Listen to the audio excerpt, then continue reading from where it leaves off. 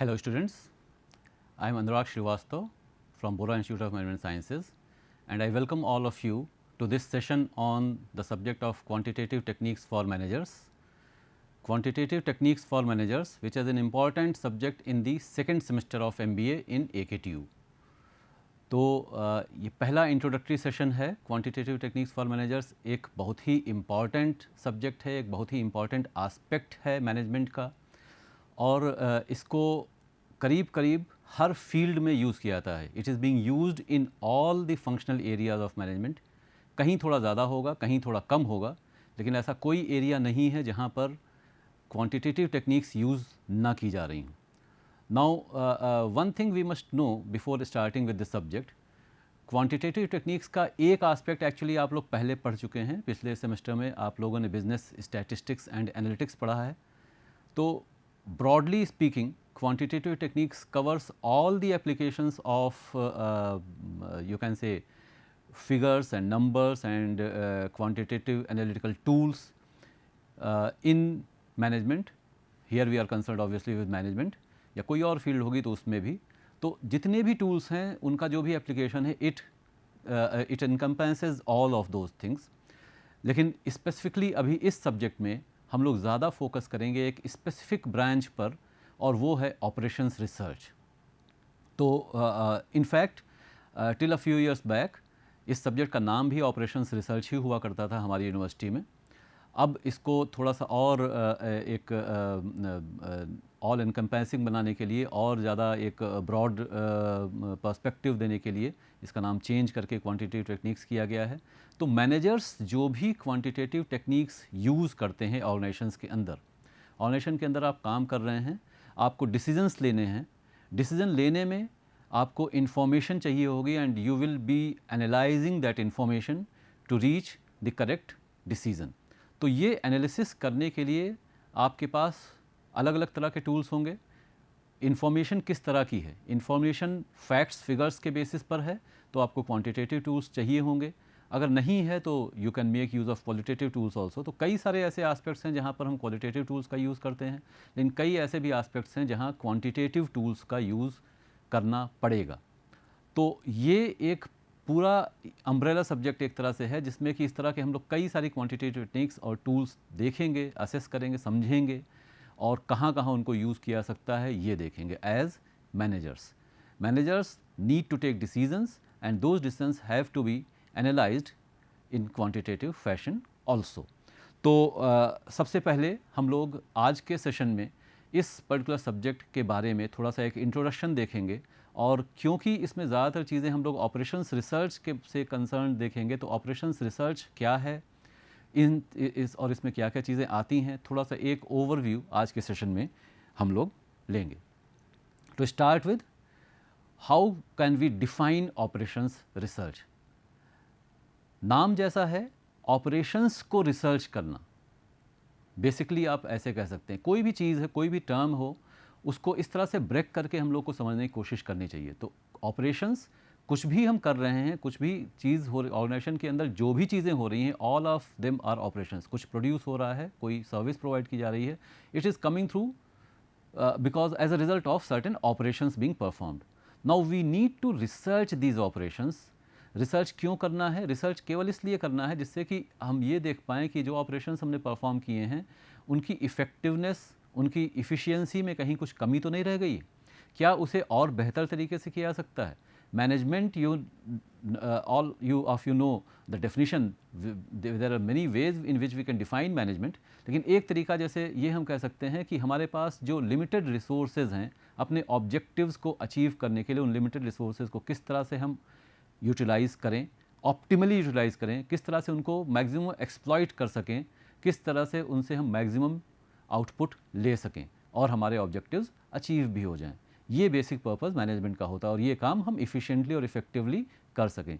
OR या operations research एक ऐसा टूल है जो इसको अचीव करने में मैनेजर्स की और ऑर्गेनाइजेशंस की बहुत ज़्यादा मदद करता है। और जो सिमिलैरिटी एक तरह से आप देख सकते हैं ऑपरेशंस रिसर्च की डेफिनेशन में और मैनेजमेंट की डेफिनेशन में, जो मैंने अभी कोट की।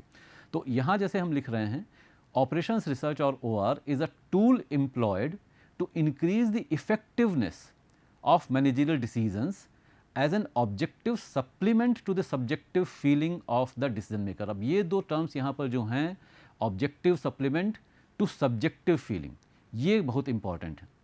और ये एक तरह से जितने भी क्वांटिटेटिव टूल्स हम लोग यूज़ करते हैं मैनेजमेंट में, उस सब का बेसिक जो पर्पस हो सकता है, जो रैशनेल होगा कि क्यों यूज़ किया जाए और क्यों यूज़ करते हैं, उसको यही दोनों फैक्टर्स जो हैं, यही दोनों शब्द जो हैं, ये गवर्न करते हैं।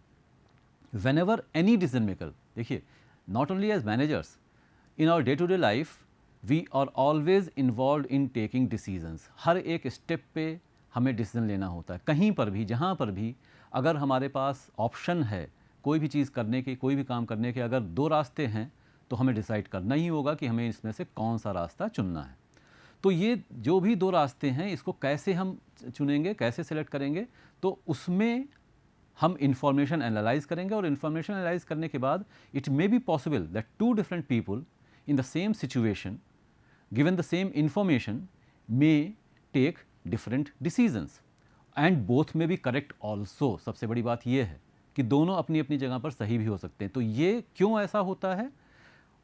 एक डिसीजन मेकर की अपनी सब्जेक्टिव फीलिंग है, अपना परसेप्शन है, उसके हिसाब से डिसीजन लेगा, उसके अपने क्वालिटीज़ भी हो सकती हैं, उसके हिसाब से वो डिसीजन सही भी हो सकते हैं। और दूसरा डिसीजन मेकर जो है वो उसी सिचुएशन में कोई उसकी अपनी सब्जेक्टिव फीलिंग्स हो सकती हैं, उसके अपने विचार हो सकते हैं, उसके हिसाब से वो कोई और एंटायरली डिफरेंट डिसीजन ले सकता है, और वो भी अपनी जगह पे सही हो सकता है। लेकिन ऑर्गेनाइजेशंस के केस में इसमें प्रॉब्लम क्या होगी? प्रॉब्लम ये होगी कि if an organisation which obviously individuals are taking decisions on the behalf of the organization, तो एक इंडिविजुअल एक समय में अपनी सब्जेक्टिव फीलिंग के बेसिस पर कुछ डिसीजन लेता है, और उसी ऑर्गेनाइजेशन में किसी और टाइम पर कोई दूसरा इंडिविजुअल उसी सिचुएशन में कोई दूसरा डिसीजन लेता है, तो ऑर्गेनाइजेशन की जो रिलायबिलिटी है वो कम हो जाएगी, because the organisations direction will not be consistent. People will think कि ये ऑर्गेनाइजेशन यहाँ पर तो कभी कुछ किया था, कभी कुछ किया था, सिचुएशन सेम है लेकिन अलग अलग काम करते हैं।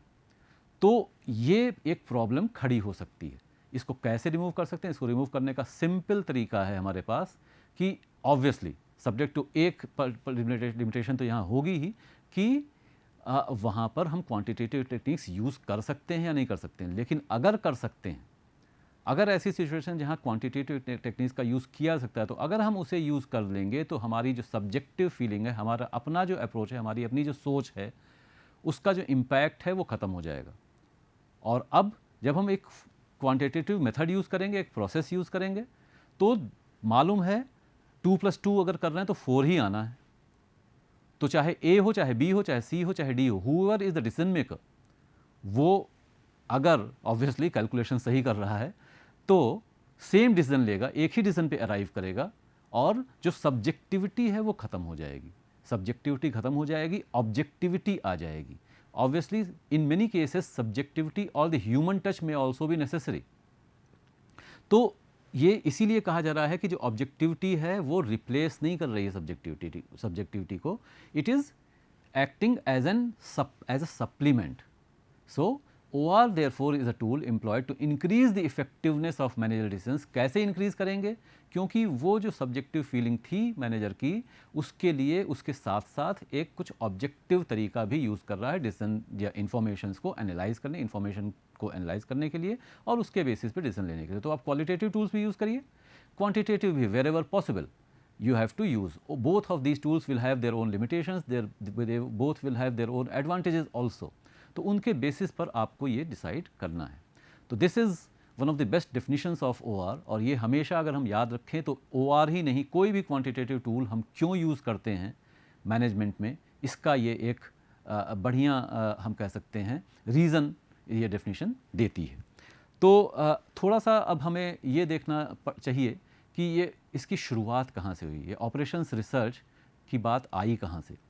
OR you can say is a systematic and scientific method of performing operations. तो साइंटिफिक तरीके से, सिस्टमेटिक तरीके से, सिस्टमेटिक इज़ इम्पॉर्टेंट। तो एक कुछ साइंटिफिक में सिस्टमेटिक एक तरह से इनबिल्ट ही होता है, तो एक तरीका होना चाहिए, सिस्टम होना चाहिए, हैफाजर्डनेस नहीं होनी चाहिए, ये इम्पॉर्टेंट है। और जो सबसे एक ज़रूरी चीज़ हमको ध्यान में रखनी है, OR has a military origin. ये टर्म इस चीज़ की, इसमें जितने भी कई सारे मॉडल्स जो हम लोग यूज़ करेंगे उनका पहली बार यूज़ ही सेकेंड वर्ल्ड वॉर के दौरान हुआ था। सेकेंड वर्ल्ड वॉर, ये हमेशा अक्सर बताया जाता है, समझते हैं हम लोग क्लास में कि 3 ऐसी चीज़ें हैं जहाँ पर कि बहुत सिमिलैरिटीज़ होती हैं। एक वॉर है, दूसरा स्पोर्ट्स है और तीसरा बिजनेस है। इन तीनों जगहों पर कॉम्पिटिटिव सिचुएशन होती है, डिग्री में change, the degree of competitiveness and the degree of seriousness of the competition में वैरी। वॉर में जीने मरने की बात है, खेल कूद में तो केवल एक तरह से एंजॉयमेंट की बात है, जीत गए, हार गए। बिजनेस में दोनों के बीच में कहीं कुछ आ रहा है, वहाँ पर सर्वाइवल भी इम्पॉर्टेंट है, उतना इम्पॉर्टेंट ऑब्वियसली नहीं होगा क्योंकि जितना कि वॉर में होगा, लेकिन यहाँ पर भी कॉम्पिटिटिव। तो कॉम्पिटिटिव सिचुएशन का मतलब हुआ कि एक का अगर गेन होगा तो it will always be at the cost of others loss. सारा जो एक तरह से जो पूरे रिसोर्सेज हैं वो लिमिटेड हैं और उसी के लिए लोग कम्पीट कर रहे हैं। तो वॉर से बिजनेस में एक्चुअली कई चीज़ें ली गई हैं, कई चीज़ें सिखाता है हमको वॉर, क्योंकि वहाँ पर रिसोर्सेज की बहुत ज़्यादा कमी होती है और रिसोर्सेज की जब कमी होगी तो हम समझ सकते हैं कि अगर बिज़नेस में भी ऐसा होता है, अगर बिज़नेस ऑर्गेनाइजेशंस में भी ऐसा होता है तो फिर उसको कैसे हैंडल किया जाएगा। तो OR के कई सारे मॉडल्स जो हैं they came into being during the second world war and operations research and its various models were used to formulate appropriate strategies to tackle military problems. Logistics की प्रॉब्लम है, हमारे पास चीज़ें तो अवेलेबल हैं लेकिन वो सही जगह पर अवेलेबल नहीं है, उसको सही जगह पर सही टाइम पे कैसे पहुंचाया जाए, ये इम्पॉर्टेंट है। तो जो चीज़ें हैं लेकिन वो कम हैं और हमें उनकी 4 जगहों पे ज़रूरत है, तो किस जगह पर उसको ले जाया जाए, ये इम्पॉर्टेंट है। तो ये सारी तरह की जो चीज़ें हैं, ये सभी चीज़ें कैसे ये हमें इस तरह की प्रॉब्लम्स अराइज हुई during the second world war. पूरे वर्ल्ड में एक तरह से जो वॉर चल रहा था, तो ड्यूरिंग द 1940s वही टाइम है जबकि इसमें बहुत ज़्यादा डेवलपमेंट हुआ इस डिसिप्लिन में। कुछ चीज़ें ऐसी हैं, लीनियर प्रोग्रामिंग है जो कि पहले से थी, लेकिन उनका भी उसमें भी काफ़ी डेवलपमेंट हुआ during the second world war. तो जब इनका यूज़ किया गया मिलिट्री प्रॉब्लम्स को सॉल्व करने के लिए, उसके आगे फिर हमें ये समझ में आया कि अब जब वॉर ख़त्म हो गया तो भी इन चीज़ों का यूज़ कैसे किया जा सकता है बिजनेस में। तो मिलिट्री प्रॉब्लम्स के लिए क्या कर रहे थे, experts from different disciplines, management की और ऑपरेशंस रिसर्च दोनों की एक ये खास बात है कि इसमें कई सारे सोशल साइंसेज और मैथमेटिकल साइंसेज भी का भी को सबको मिला करके और इनको डेवलप किया गया है। तो ये एक चीज़ एक अच्छी चीज़ है, सब में से कुछ ना कुछ ले करके, और जो मैनेजमेंट की जो थ्योरीज़ हैं और ऑपरेशन रिसर्च में भी कई सारे कॉन्सेप्ट्स हैं, वो सारे उससे डेवलप हुए हैं। तो एक्सपर्ट्स फ्रॉम डिफरेंट डिसिप्लिन्स, कोई प्रॉब्लम हमारे सामने आ रही है और उसको हम प्रॉपरली खुद से अगर हैंडल नहीं कर पा रहे हैं तो हम दूसरों से सलाह ले सकते हैं। तो अलग अलग डिसिप्लिन्स से experts they were assembled to pool in their resources to find the best possible solutions to whatever problems there were at hand. बहुत ज़्यादा डेवलपमेंट हुआ सेकेंड वर्ल्ड वॉर के दौरान, और वो इसीलिए हुआ क्योंकि कॉम्पिटिटिव सिचुएशन इतनी ज़्यादा थी, जीने मरने की बात वॉर में होएगी ही। तो अगर हम आगे निकल पाएंगे तो ही कुछ हम नया बना पाएंगे, नया कर पाएंगे, नए सोल्यूशंस ला पाएंगे, तो ही हम सर्वाइव कर पाएंगे। तो ये सारी चीज़ें इस तरह से की गई, और फिर इनसे जो थ्योरीज निकल करके आई, जब वॉर ख़त्म हो गया, जो चाहे कोई भी जीता हो चाहे कोई भी हारा हो, लेकिन वॉर में एक चीज़ हम जानते ही हैं कि दोनों ही साइड्स हारती ही हैं, इन द सेंस कि लॉसेस तो दोनों ही जगह होंगे। तो after the war the economies of several countries ले शैटर्ड, बिल्कुल एक तरह से चीज़ें ख़त्म ही हो गई थी, सारे रिसोर्सेज डाइवर्ट कर दिए वॉर की तरफ।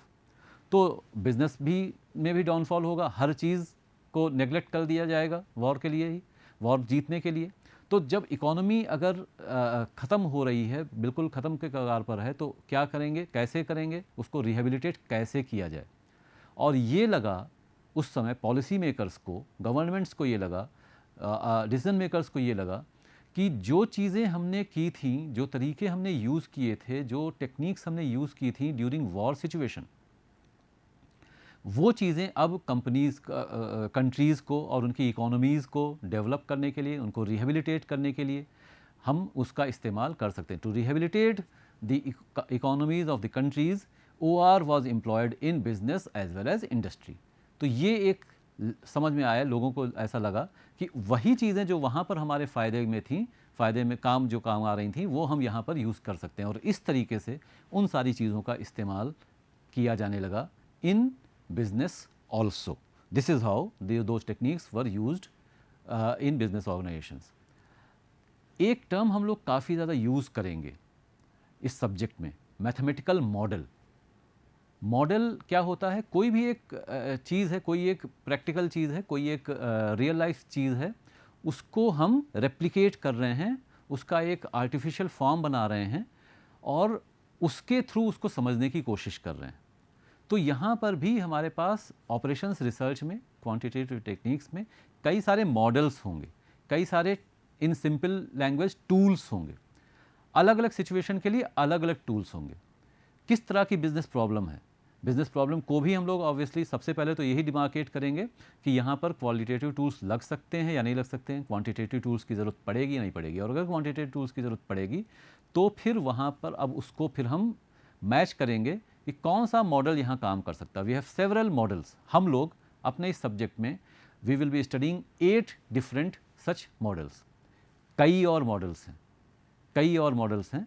एक तरह से ये अगर आप एक आइडिया आपको हो जाएगा और इस फील्ड में आप आगे बढ़ते हैं तो और मॉडल्स भी आप इसकी मदद से फिर एक बार जब आपका एक एप्टीट्यूड और एटीट्यूड डेवलप हो जाए तो उन चीज़ों को भी आप समझ सकते हैं और देख सकते हैं।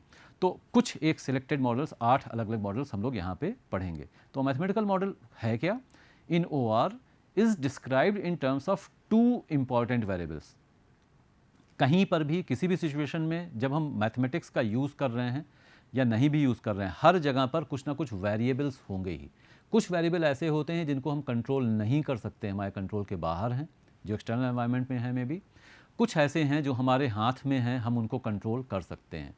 डिमांड कितनी होगी ये में भी हम कंट्रोल नहीं कर सकते हैं, लेकिन हम प्रोड्यूस कितना करें ये हम कंट्रोल कर सकते हैं। तो uncontrollable variables are known as parameters and the controllable variables are known as decision variables. तो यहाँ पर हम जब भी कोई एक प्रॉब्लम सिचुएशन लेंगे तो उसमें डिसीजन वेरिएबल्स को आइडेंटिफाई करते हैं और उनकी वैल्यूज़ निकालने की कोशिश करते हैं। जैसा कि आगे लिखा हुआ, we can take a decision regarding obviously the decision variables only. तो उनके लिए हम डिसीजन ले सकते हैं कि ये कितना वैल्यूज़ की होनी चाहिए, चाहे हम टेक्निक यूज़ करें OR की चाहे ना करें। लेकिन हमें डिसाइड तो करना ही होगा कि अगर हम 2 प्रोडक्ट्स मैन्युफैक्चर कर रहे हैं तो पहला कितना करें, दूसरा कितना करें। अगर हम OR की टेक्निक यूज़ करके ऐसा करेंगे तो वो ज़्यादा साइंटिफिक रिजल्ट मिलेगा और उससे एक पॉजिटिव रिजल्ट मिलने के चांसेस काफ़ी ज़्यादा बढ़ जाएंगे। नहीं करेंगे तो it is just an haphazard way of doing it. अच्छा रिजल्ट आ भी सकता है, चांस है कि आपको ना भी मिले, कुछ भी हो सकता है। और अगर आपको अच्छा रिजल्ट मिलेगा भी, even then you can not be certain if you are not making use of mathematical model कि ये बेस्ट पॉसिबल है या नहीं है। सबसे बड़ी बात यह है कि अगर आप ऑपरेशन रिसर्च और मैथ के टूल्स यूज़ करते हैं तो आपको ये तो मालूम हो जाएगा कि if we go this way this is the best possible. आप फिर चाहे उससे थोड़ा सा नीचे भी टारगेट लगाएं, that is up to you. तो we can take a decision regarding decision variables only. और लीनियर प्रोग्रामिंग एक बहुत ही इम्पॉर्टेंट मॉडल है, सबसे इम्पॉर्टेंट एक तरह से मॉडल है, जितने कम से कम हम लोग पढ़ेंगे उनमें से। और इस सेंस में भी इम्पॉर्टेंट है कि कई सारे मॉडल्स जो हैं इससे डिराइव हुए हैं, जो कि हम देखेंगे।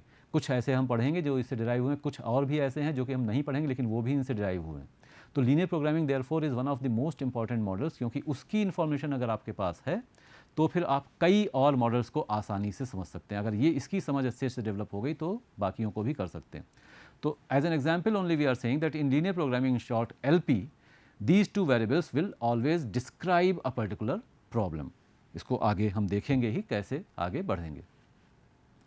एन इम्पॉर्टेंट थिंग ऑब्वियसली, अगर हम ये सब्जेक्ट पढ़ रहे हैं तो क्यों पढ़ रहे हैं, इसका यूज़ क्या है, इसका स्कोप क्या है। As I already told you, specifics में अभी नहीं गए थे हम लोग, लेकिन मैंने ये बात अभी कही थी कि ऐसा कोई फंक्शनल एरिया मैनेजमेंट का है ही नहीं, ऐसा कोई एरिया बिजनेस का है ही नहीं जहाँ पर OR का यूज़ किया ना जा सकता हो। ऑब्वियसली और भी डिसिप्लिन्स जो हैं हर जगह पर, इंजीनियरिंग में OR का यूज़ किया जाता है, मैनेजमेंट में तो यूज़ हम लोग करते ही, तभी हम लोग यहाँ पे पढ़ रहे हैं। तो ब्रॉडली जो सबसे बेसिक चीज़ है, एक बिजनेस ऑर्गेनाइजेशन का जो बेसिक पर्पस ऑफ एग्जिस्टेंस है, इट इज़ प्रॉफिट मैक्सिमाइजेशन, और OR इसमें बहुत बड़ा रोल प्ले करता है। कई सारी प्रॉब्लम्स एग्ज़ाम में भी आप लोग ज़्यादा जो प्रॉब्लम्स देखेंगे उसमें प्रॉफिट मैक्सिमाइजेशन की ही बात होगी, और दो ही एस्पेक्ट होते हैं, या तो प्रॉफिट मैक्सिमाइजेशन होगा या तो कॉस्ट मिनिमाइजेशन होगा, और दोनों एक ही सिक्के के एक तरह से दो पहलू हैं। आप कॉस्ट मिनिमाइज़ करेंगे तो आप प्रॉफिट मैक्सिमाइज़ कर लेंगे। प्रॉफिट मैक्सिमाइजेशन आप तब तक अचीव नहीं कर पाएंगे जब तक आप कॉस्ट मिनिमाइज़ नहीं करते हैं। तो profit maximisation on the whole यहाँ पर OR का काफ़ी यूज़ किया जाता है। प्रोडक्शन मैनेजमेंट, सबसे ज़्यादा जो एप्लीकेशन है ऑपरेशंस रिसर्च के मॉडल्स का वो इसी डिसिप्लिन में है, प्रोडक्शन या ऑपरेशंस मैनेजमेंट, इसीलिए नाम भी है ऑपरेशंस रिसर्च।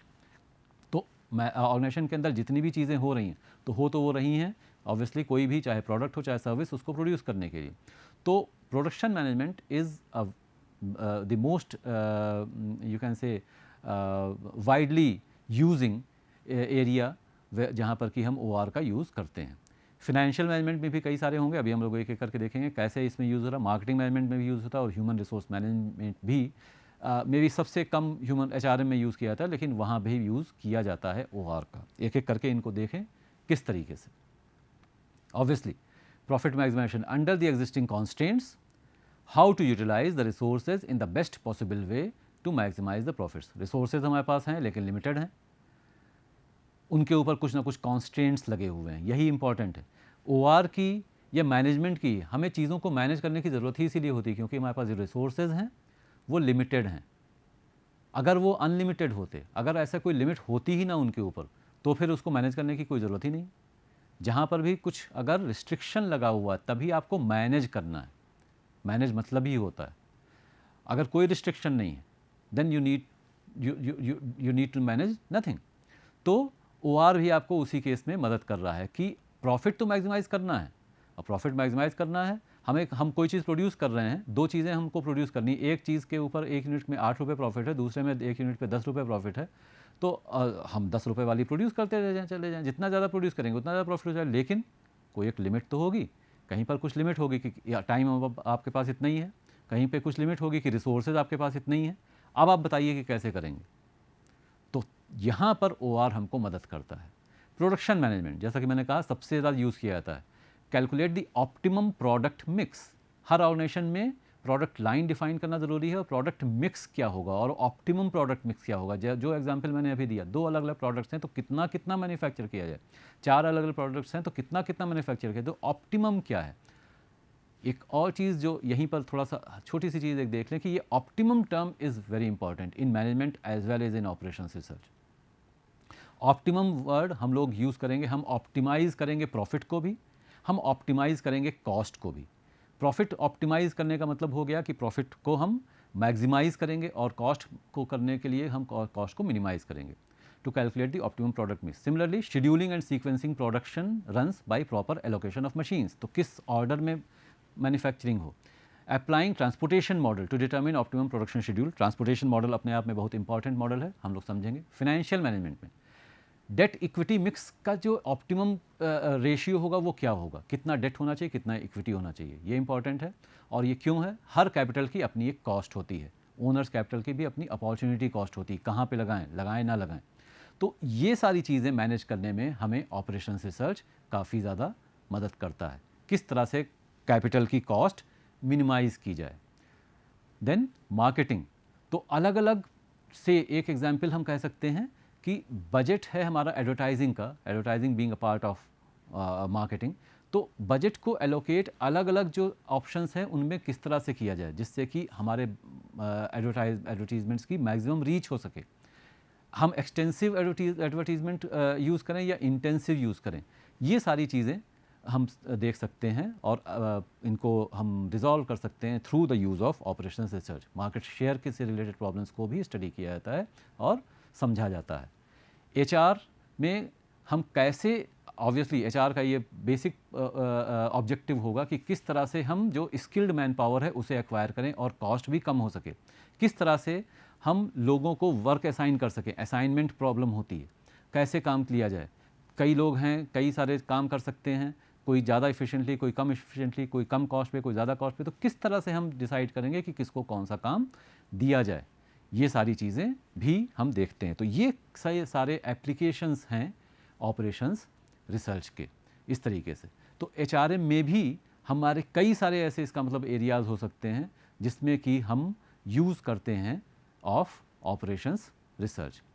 तो जैसा अभी हम लोगों ने देखा, इसका मतलब है कि चाहे वो कोई भी फंक्शनल एरियाज हो, चाहे फाइनेंशियल मैनेजमेंट हो, चाहे प्रोडक्शन मैनेजमेंट हो, चाहे मार्केटिंग मैनेजमेंट हो, चाहे ह्यूमन रिसोर्स मैनेजमेंट हो, सब में इसका यूज़ किया जा रहा है। Obviously again I am repeating this कि ऑपरेशंस मैनेजमेंट या प्रोडक्शन मैनेजमेंट में सबसे ज़्यादा इसको यूज़ फिर भी हम लोग करते हैं।